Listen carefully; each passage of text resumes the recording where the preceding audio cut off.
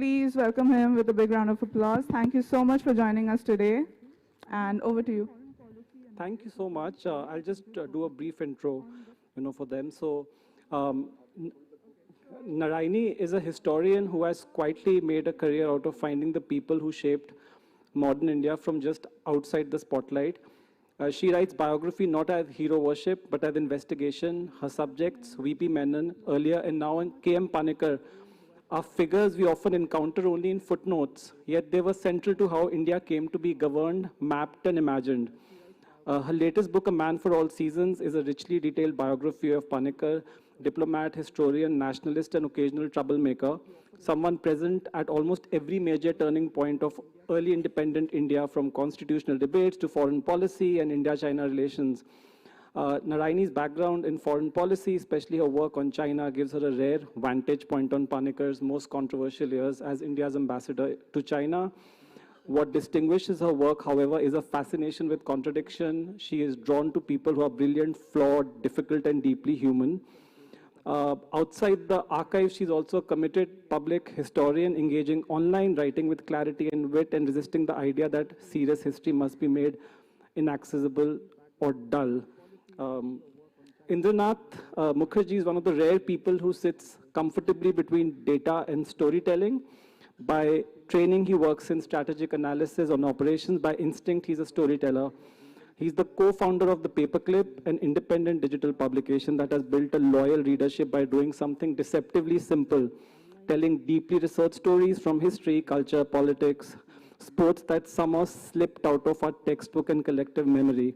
Stories that feel familiar once you read them and unsettling that you didn't know them earlier. Before The Paperclip, Indranath co-founded Golden Times, a football writing platform that set new standards from long-form sports storytelling in India, and earned international recognition, including the Best Established Football Blog Award in the UK. What makes Indranath especially interesting for a conversation on forgotten histories is that he does not come from a traditional academic or media institution. He approaches the past as a careful curator, binding together archives, newspapers, oral memory, and overlooked details, and presents them in a way that invites curiosity rather than intimidation. So welcome, Narayani, Indranath. So my first question is, when we talk about forgotten histories, are these histories and stories that have just slipped through the cracks, or have they been quietly and insidiously sidelined? Narayani? Thank you, Kanishka, for that wonderful introduction, and thank you all for being here at 10:30 a.m. on. Or stories been sidelined. But at Paperclip, we take a slightly different approach. When we hear something which may sound, just dig a little deep, we find extraordinary things in what is seemingly ordinary. And when we feel that this is extraordinary, this is something which is fascinating, we feel the urge of telling the story to our readers in a manner which, we've been often been praised and criticized in a very easily accessible manner, so that they read, they understand, they appreciate, and then they get a factor of, wow, I didn't know this. And we have seen this, we primarily worked in social media, our storytelling. This is our first book, thanks to our publisher. They felt that we could do a book with what we do. Common people, they reached out to our stories saying, hey, this is the story, this is my great-grandmother. And another person reacted, hey, my great-grandmother too. So their distant cousin never met each other, they met through our stories. And we found that fascinating. From that, to stories who work on that area. When Sudhir Mishra talking about a film, a backstory of a film he didn't know, or a Ram Guha talking about a Gandhi story he wasn't aware, and Paperclip made them aware. We felt the stories which for some reason rhyme got missed out. It's nice to bring them back today, and we find some value there. So when did you start this, digital platform, and how has it evolved over the years? None of your team members are, academics or historians by training, but you did mention that one of them is a journalist. So how do you ensure, research, that accurate research, fact checking, and even like editorial standards? As I was saying, that one of our team member, she's a trained journalist and she has have a sort of journalistic background in her professional work. The rest of us are trained in different. I studied economics. There are fellow, engineers, management graduates. But I think what is common between all of us, we have a strong sense of curiosity, and we try to be, truthful to the fact that we go read different references, and of course, whatever we read, we don't just take that as a face value. So we have a, I think, common habit of digging deep into things, reading, understanding, and then of course there is scope of interpretation. And then when we write, it is, we have our editor, there are one more person who helps us. So she's gone through the training and she helps us to make sure that we are maintaining the standard. We have often reached out to sort of external body. One of the person we reached out, she's a editor in Reuters in UK. We said that this is how we are doing. Is there anything that we can learn? So we are very open to also learning the new ways. So that has, I think, helped us in what we have developed in 4 years. And writing for social media is one thing, but when we were doing the book, we realized we had to be a lot more deeper. We spoke to people, we visited libraries, tried to access archives, and people have been extremely helpful to us. They said, yeah, you want to do this? People opened their door. We went, people said, yeah, what do you want? Family album, files, and everything. So we've been very grateful that even though we didn't carry, I said, an academic historian or trained any certificate, but they said, okay, just an honest and integrity. I think that those two factors helped us achieve what we could do. But rest, it's upon the readers. So Narayani, because you're a serious historian, I wanted your take on this. Can curiosity and an abiding passion for history be a substitute for, like research and like the right qualifications? I mean, what is your opinion of, popular history and history being told through these popular online mediums? No, I mean, great respect to what Indranath is doing with the paperclip. I think there should be much more of that required, because I do think that, I mean, if I'm in the archives and I'm researching and I'm even, studying for a degree in this, it's because I'm seriously interested in it, right? So, sorry, I think interest is factor number one, honestly. You can't uncover stories like, for instance, Indranath uncovers, along with his team at the paperclip, without being seriously fascinated by stories that have not been told, people who have been forgotten, incidents that people have forgotten or don't know too much about. I think this country has such a long and varied and very rich history. It's inevitable that, the march of time, these stories, as you said, fall through the cracks, right? So yes, I think if you are bent on uncovering people and stories that have been forgotten for whatever reason, sometimes you may discover the reason for why they've been forgotten after you uncover their lives. It works very differently, and I think honestly that is, or should be, one of the main reasons driving your interest forward. I think especially in times like these, I think it's important to focus on evidence-based and empirical stories of our past, so that we can sort of reconstruct that past, not just for our better understanding, but for the better understanding of whoever may choose to read what we are putting out there on whatever medium. I mean, I write books, you do it on an online platform, and congratulations on your first book. I think there should be many more of these. For all of these reasons, I think there is, as Indranath demonstrated, a big interest in histories like these. I think one of the greatest examples is also the Nehru Memorial Museum and Library, which is now the Prime Minister's Museum and Library. And what used to be simply Nehru's house in Delhi, it has been revamped to become a library. And a sort of retelling of Indian history. And whatever you may think of the angle or the telling of that history, what I've seen is a lot of people coming in to sort of look at it And that's why it's important to have fact-based narratives. That's why it's important to have archive-driven narratives. That's why it's important to speak to more people, to discover what stories have been forgotten in the past. Because there is a wide interest in history, and I think, you know, if me writing a book or Indranath running an online platform can help to further that interest, I think that would be remarkable, yeah.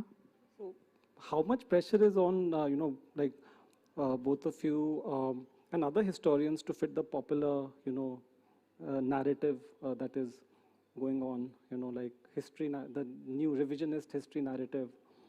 Do you want to answer? And I think, like, given that you are on social media, prominent on social media, the possibility of being trolled and attacked will be much higher in your case. So have you had any Yes, we experiences? have had multiple kind of attacks.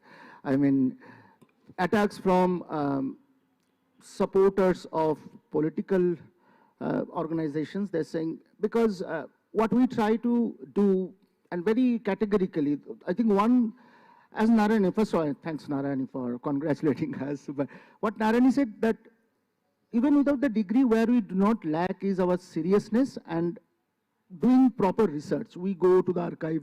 I actually spent days in the Nehru Memorial, now the Prime Minister Library, and we got access. You know, there it's public access, and thanks to some of our friends who helped us find photographs that are true. But in terms of getting attacked, we try to be story-driven. Our stories, our tone is not opinion-driven, because we said this happened and this is how it happened, and try to tell it nicely. Let people, you know, draw interpretation, opinion, and if it doesn't fit what they would like to believe, they kind of troll us openly in public, you know, because you're in social media, in DMs, almost at a semi-threatening mode as well. But we said, and what we categorically do when we write every story, we give a detailed, you know, reference, what we have read. And in fact, this book has a 44-page reference section. So we said, we read, and you go back, nothing is that we are, it's not our imagination. We read, and we believe that what is written, this is what it means. So we've been told, but since we have a conviction that what we are doing is the right thing, researching, interpreting we think in the way, and we are not trying to drive any opinion. So that has helped us keep going. No, I'd just like to add to that, because so when I wrote my first biography on VP Menon, a lot of it was based on VP Menon's last recorded interview. I found them in the SOAS archives. And full disclosure, VP Menon is my great-grandfather, so this project was also very personally driven as well. But I didn't know him, and I had never heard him speak. So when I found that his last known interviews were kept in the SOAS archives, I was very excited. And you know, I traveled to London to sort of listen to them because they were not digitized or available online. And it was a remarkable story because it informed how I structured this book eventually. If you do pick up a copy of VP Menon, you'll find that his memories are spoken in his voice, which I felt was very important, because once I heard the tapes, I realized also how long the swathe of his time in government service was. It was not just as the Secretary of Ministry of States. He was actually in government service from 1914 onwards, which means that he was very much present at the ringside of history for the swathe of the national movement. And so his memories was sort of a background experience of what was happening actually in those rooms of power where negotiations were going on, where decisions were taken at split seconds. And there was a particular point at which he says that during the time of the drafting of the first cabinet list, Sardar Patel was left off it. VP Menon then goes to Lord Mountbatten and says, who was the last Viceroy of India, and says to Mountbatten that, look, this cannot be the case. Sardar Patel must be on the first cabinet list. Eventually, of course, as all of you know, Sardar Patel is very much on the first cabinet list, but that was the background story of what happens. My book is about, I'd say, 400 pages. This entire incident informed about 4 lines of that book. It exploded into a huge political controversy at the time. And it was a remarkable time for it to be happening, because this was just as we were going into lockdown during the pandemic, which made it even more surreal, right? because we're dealing with an unknown virus, and then suddenly there's this whole snowstorm around 4 lines in a book, which were based on the memories of a man who experienced the times that he lived in. And it drove home to me how important it is to sort of take into account also that kind of history. Oral history is often left aside as an important primary source of history. And it shouldn't be. The lived experiences of people who were in the rooms that mattered is important. And I think it also drove home to me the fact that irrespective of what times we live in, the importance of sources, the importance of archives, the importance of bringing that interpretation to whatever you are writing, whatever you're putting out there, irrespective of medium, is incredibly important. And, you know, yes, there was trolling at the time when there was this whole controversy going on. I was trolled on Twitter, I was trolled on Instagram. I find that just makes it more imperative for me to continue doing what I do in the way that I do it. Yeah, thank you. So, yeah. So speaking of, importance of sources, having access to the right archives, how challenging is it for both of you as an independent historian, Narayani, and as a self-funded collective, Paperclip Indranath, to sustain this or to make sure, how much costs are involved, into, like researching and going to archives, because, there are very few,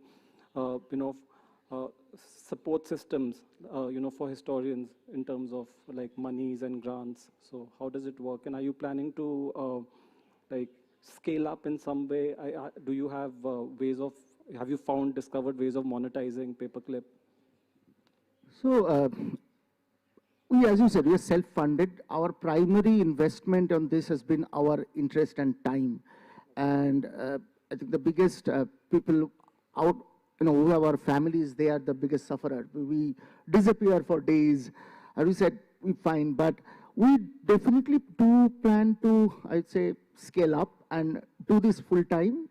It is still, I'd say, something that we keep talking among our team, and we've made some money by doing things. We did a podcast with Audible, which paid us, which was a commissioned work. We did some commissioned storytelling, but nothing that big. Especially, but we found stories through our travel that was happening for different reasons. Just to give you small examples, one of my fellow founders, Srinantu, he was in Mexico. He works in a bank in Chicago. He was traveling to Mexico City. He was exploring the city and found out a nightclub in Mexico City, which is named after a Bengali who was kind of one of the founder of Communist Party, M.N. Roy. And he could have taken a photograph, put it in social media, and be done with it. But as you're saying, we had this weird habit of going deep. So he went inside, found more, tried to read up about it, and then found things which are very fascinating.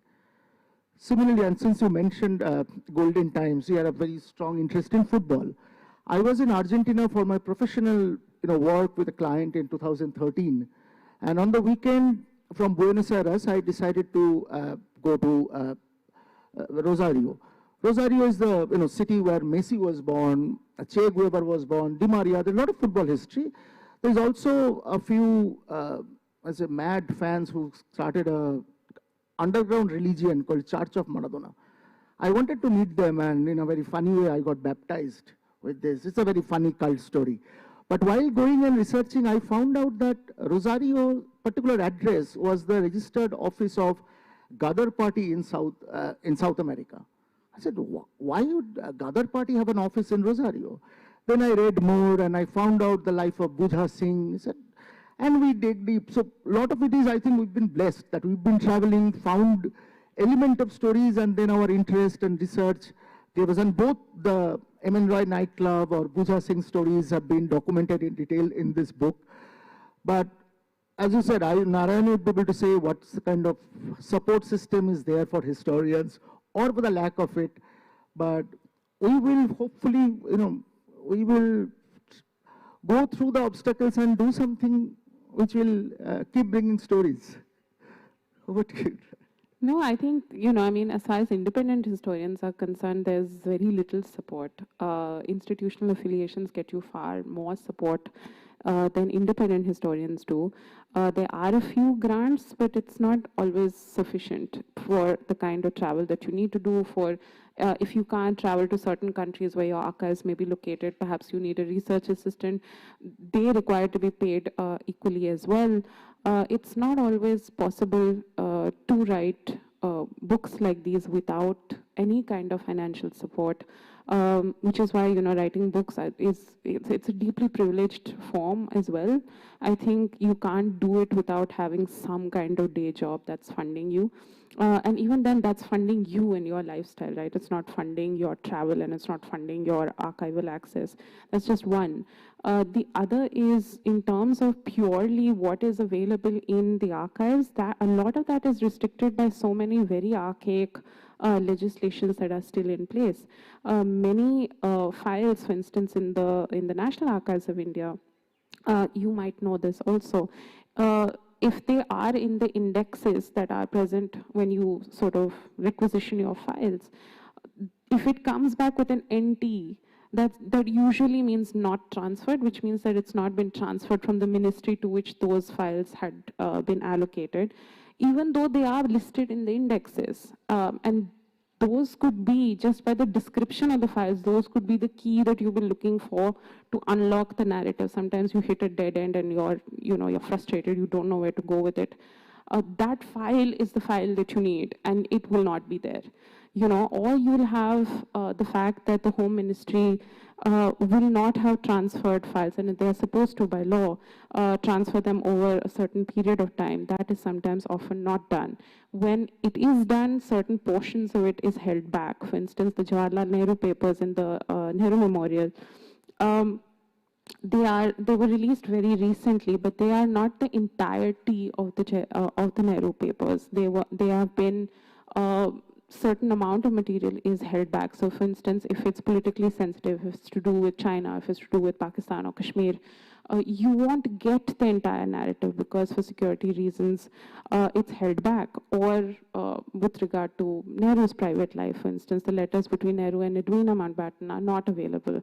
There's a lot that you don't get access to, right? Private papers are often under embargo.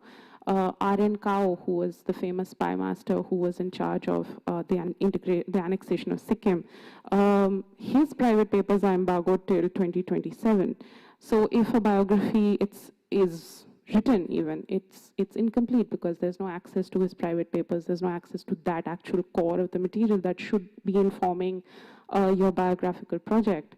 So there's a lot at stake for an independent historian, and I mean, this counts for historians in general also in terms of archival access or lack thereof, because it comes down to how much then can you write definitive history. In any case, I don't like the word definitive because I don't think any book is definitive. But you know, how much can you write a complete picture, should I say, of any period in time or any person in time also? How much of that is informed by your lack of archival access? Indranath, I wanted to talk about your first book. When did you get the idea for writing a book, and how have you structured the book? Have you just expanded on the stories that are available on your social media, or have you added some new stories? And then I would love for you to tell the audience the story behind the title of the book. Sure, yeah, thank you. So the idea of the book came, I mean, I would give it completely to our commissioning editor, and who is fortunately here, Ridhima Kumar. So Ridhima, thank you.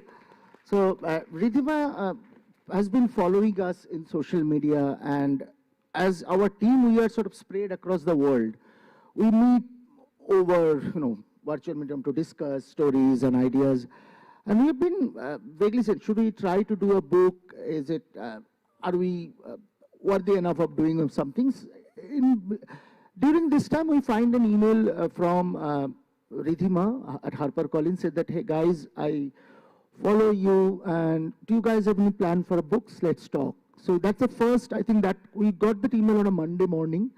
That week it got into a Zoom call. We didn't know what we will write about. then we sort of said, okay, let's find a theme. Over time, we said, okay, this could be a common theme, and there could be enough interesting stories around this theme, which will work. So we worked to the pitch so that she can then pitch it to her sales team to get the idea through. And she came back very excited. She said, I just had to present it a few words, and they said, done. Then we said, okay, now our difficult job is starting. And she mentioned that try, as you asked, bring in new stories. So very, very few stories have been already published in our social media. That is within the book.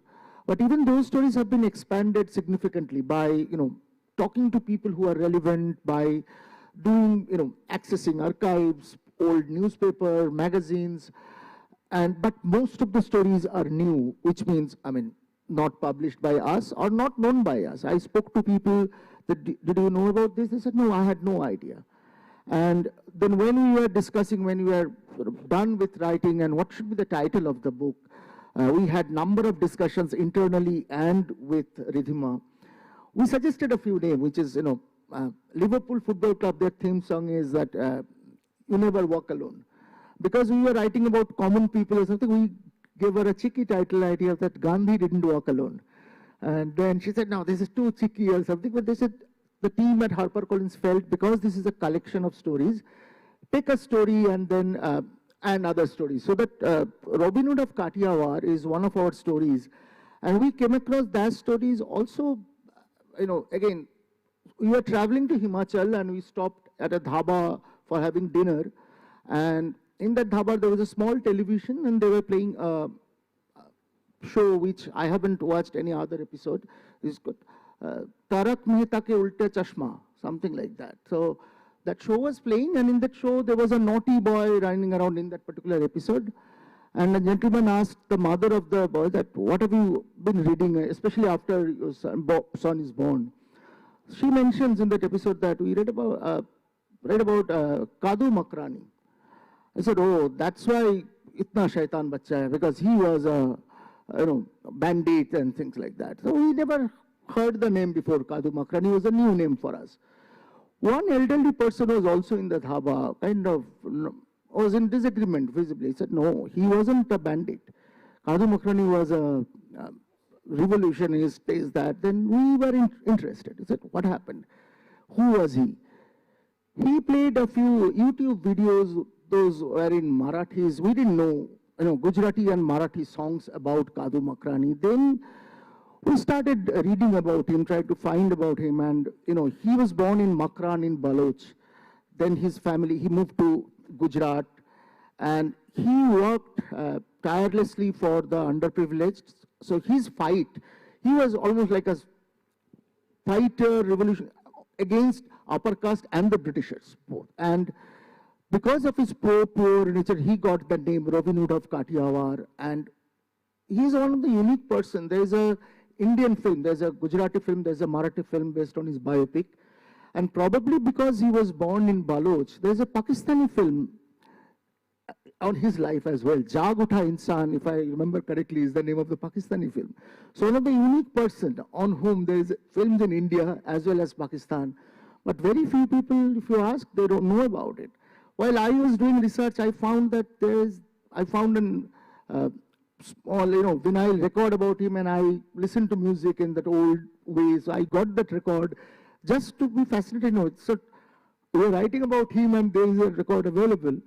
And the story, because of its nature or something, I think, again, Ridhima and HarperCollins team thought it's a very interesting story, and people will be hooked to the title, Robin Hood of Kathiawar, and that's how the title of the story is born. And I hope when our readers read it, they will find it equally fascinating as well. The book is available first. Yes, in the story, we just asked the book, and the book has come in here. The store there, the story, you will find the book. So Narayani, you write these long biographies, like almost door stoppers. I'm sorry. A paperclip, I'm not complaining, and paperclip works in short digital formats. Do you think that length still shapes how seriously history is taken or history writing is taken? So, I mean, first of all, when I first started writing biographies, and I primarily do write biographies, I never intended to write door stoppers because I'm not a fan of door stoppers for obvious reasons. But, for instance, of K.M. Panikkar, he's had this magnificent career which sort of spans 1914 to 1963. So that's the length and breadth of the freedom movement, as well as the first 2 decades of our existence as a free country. And he's also contributed to almost every aspect of the modern India that we became for the first 2 decades of our freedom. He was also a prolific writer, so I had to also gauge his intellectual output and how that was contributing to the freedom movement and to our understanding of modern India. So this book did sort of continue swelling. So I was a little afraid when I reached that point of, after editing 700 pages. But, actually the response was, it blew me away, because honestly speaking, there was so much interest in somebody whom I thought would qualify as a niche figure, so to speak, despite whatever he had done. But the interest has been phenomenal. So there is a sort of big audience for these kind of stories. There's a hunger among people. I found that they want to know more about who this person is and what he's done. And I honestly, I find that really encouraging. I just want to say one thing, and for Narayani's book. So as I said, if we do something, I mean, we write in a very short form. When we were writing about football, and even in Paperclip, we had a few long form stories. And I think there are takers. If you are sincere in your effort in writing, then you will find sincere readers. It may not be become a very popular something, but you will find sincere readers. The length may be a hindrance for a section of people, but if you have to, especially for biography, you will feel that I've missed out something. So I think it does. The reason I took my phone out is I want to just read a line. Somebody, it's very, I mean, probably not known to anyone. You, as an independent collective, we have a lot of support system. So one of our support system is a old university junior. He's worked in the editorial team of Al Jazeera, and he said he sort of did a independent fact check for a book, because a lot of people said, where did you find it from? People said, is this a real story? It was, one story was so surreal, they thought, he said, this happened, read this. So this guy, his name is, he's not here, he lives in Doha, Joseph John. So when Joseph did a very, very thorough fact checking, so I wanted to thank Joseph in this platform. And the reason I took my phone out, when Joseph saw our session, Joseph read this, and I'm not making this up, Narayani, you can read. I like Narayani Basu's book on VP Menon. I have it with me. So he's a serious reader. So he read, and because he saw the name, so you'll find serious reader. I just had an it's an anecdotal evidence, but it's still an evidence. So I wanted to show it to you. So I'll just quickly ask the last few questions. This is for both of you. So if a young reader walks away from your work with one new instinct about history, what would you like that to be, to both of you? Honestly, first of all, I just want them to know that there were more people sort of organizing the freedom movement, because I deal primarily with the transfer of power and its immediate aftermath. And the narrative that I grew up with as a school kid was that you had these select people who were, household names. You had Nehru, and you had Gandhi, and you had Sardar Patel, all of whom were incredibly important and remain so today. But those weren't the only people driving the transfer of power forward. There were so many people getting, pulling the strings from behind, ensuring that the movement sort of was crystallized and legitimized, which is largely what my work focuses on, the people who sort of legitimize that transfer of power. We often forget, because a revolution, when you think about it, when you think about independence movement, you think of amazing speeches, and you think of bloodshed, and you think of, all these major political household names, all of which, again, incredibly important. But there's also paperwork behind the scenes, none of which is very exciting to read about, I do understand, but it legitimizes what people have been fighting for over centuries. If you look back over the years, you see the number of people who are off stage from the main stage of the freedom movement, sort of pulling this huge movement together, ensuring that it's coming together as one, ensuring that we have a vision, a collective vision that we're moving towards.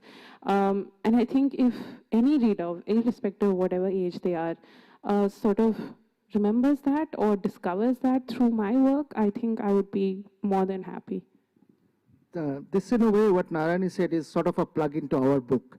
It is, and as you say, that we jokingly kind of said that Gandhi didn't walk alone. There were some names, and that's the way we've been taught history. Dates, names, events.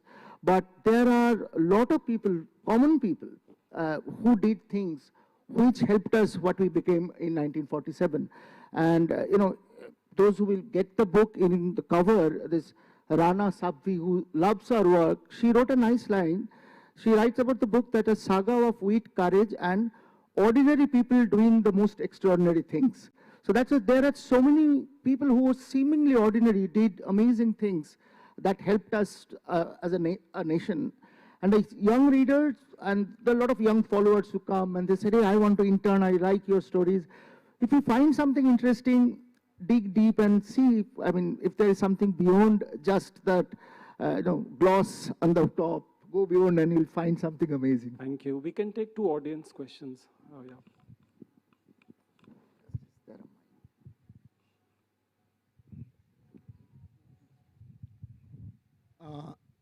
The common point which both of you raised, and I'll come to specific instance, but in terms of authenticity, when we are writing about history, the archival sources, whatever is available, plus to how much is the imagination being used.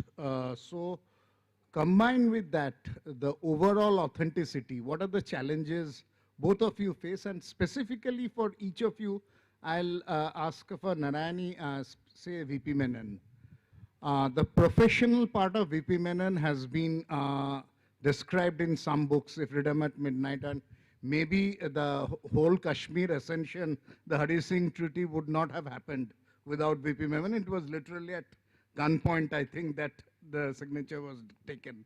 So, but not much about the personal lives. And when you are writing a biography of, say, a VP Menon or a Panikkar, that part is important. So how do you bring that up and ensure the authenticity is there?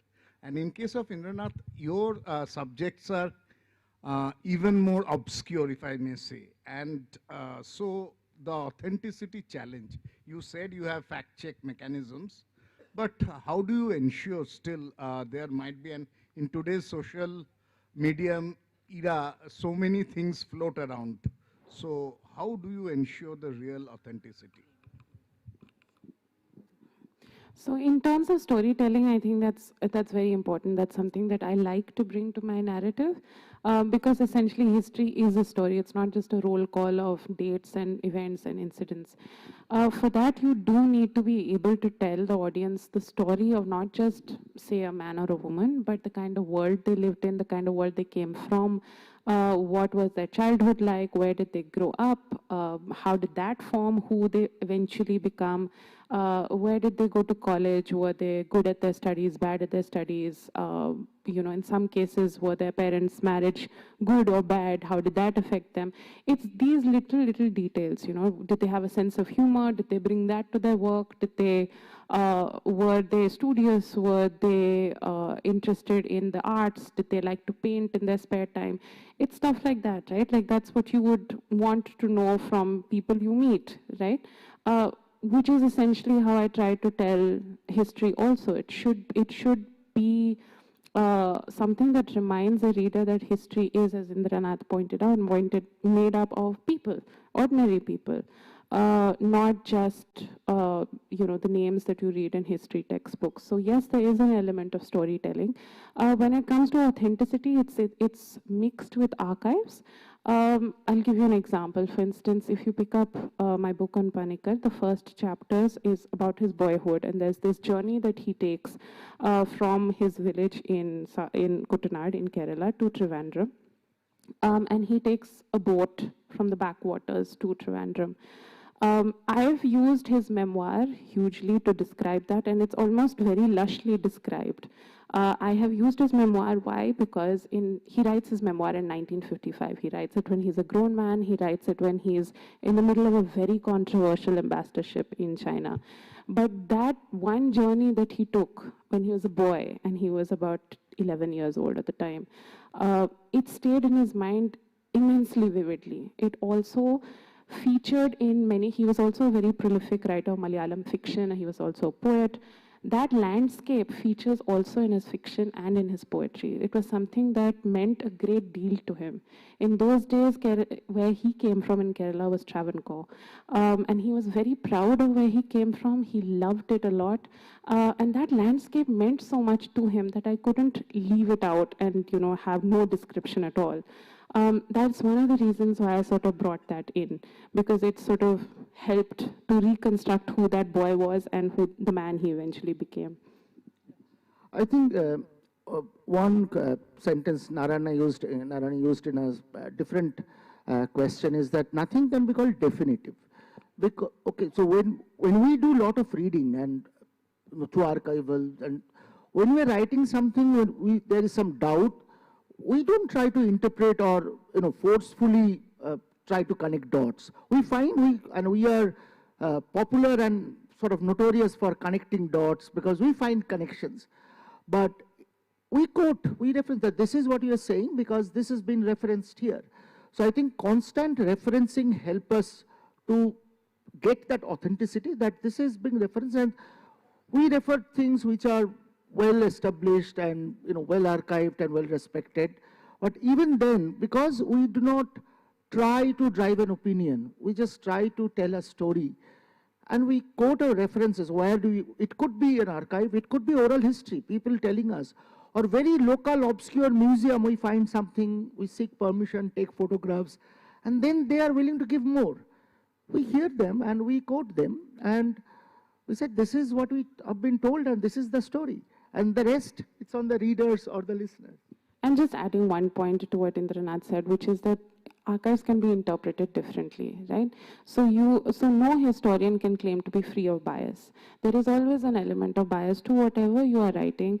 That same archive that you are referring to can be interpreted very differently by someone else, which is why there can and there should be different narratives of history which should be debated with. One more question.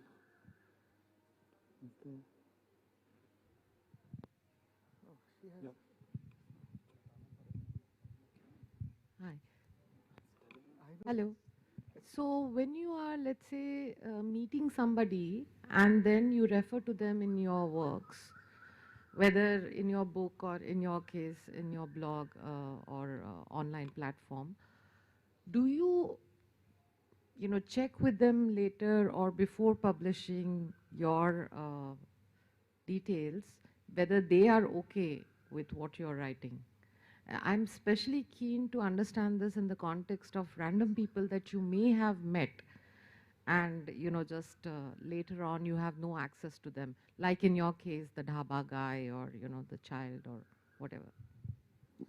Yes, for sure. For example, we, through a completely different connections, the Calcutta National Medical College, CNMC, it's been founded by Dr. Sundari Mohan Das.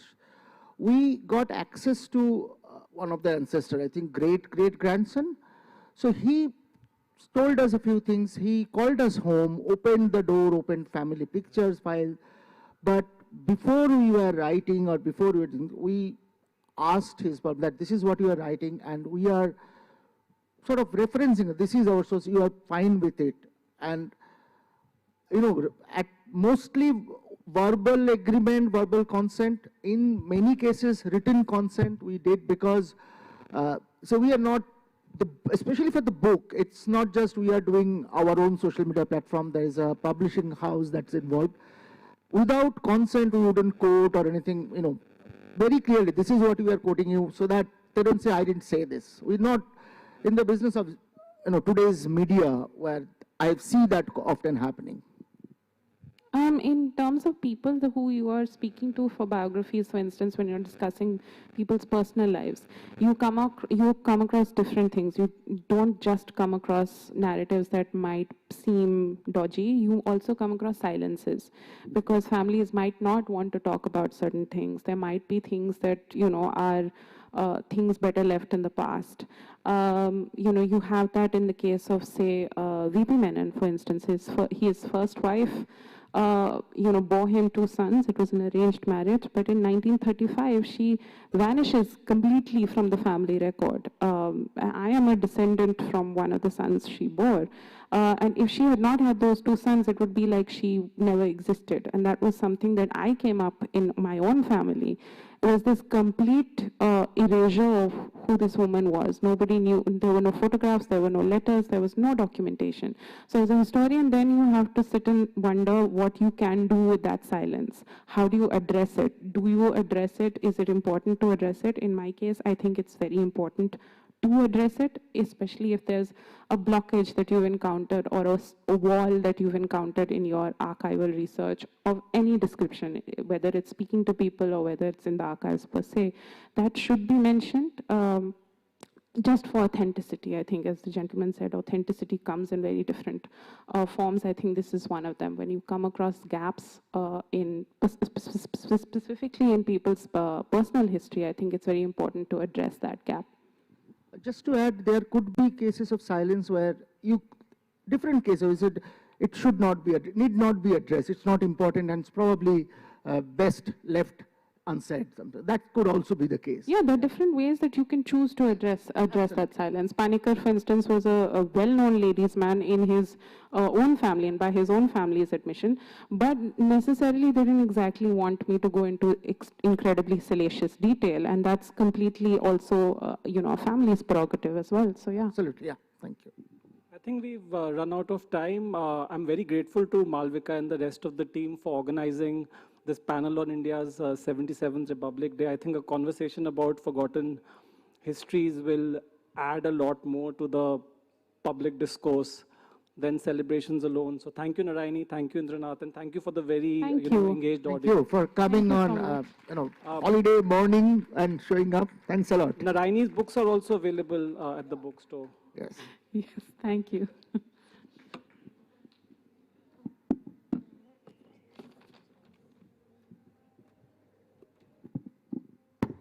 Thank you to our 3 panelists for opening the day at the Column Hub. And we'll just quickly dive into the next session.